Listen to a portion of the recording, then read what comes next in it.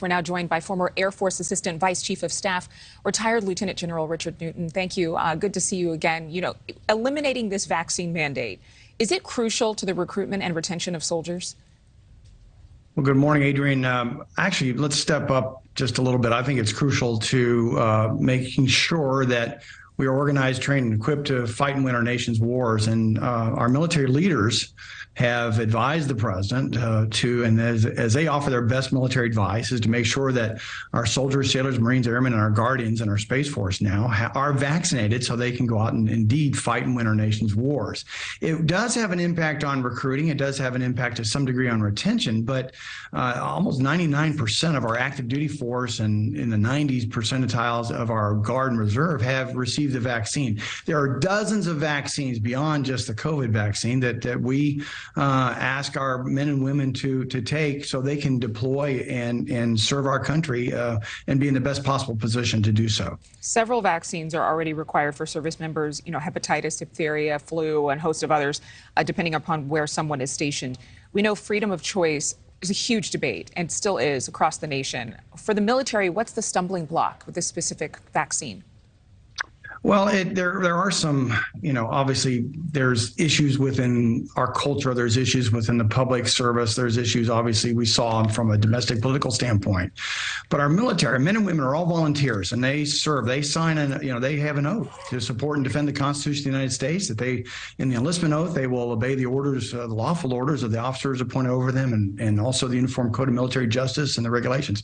So this isn't like working at the supermarket or playing in the NBA or in the travel leisure industry. These are 2.1 million men and women who volunteered, and they're doing a wonderful job serving our nation. And it's in the best interest of them, and also from our senior military leaders, who I have great faith in, providing that advice that they need to be vaccinated. I remember when I was a cadet at the Air Force Academy, my first day when I entered as a freshman cadet on July 1st, 1974, I took a number of vaccinations. And so nothing is new here other than perhaps, this idea of the COVID vaccine associated with the pandemic that has been mandated since August of 2021.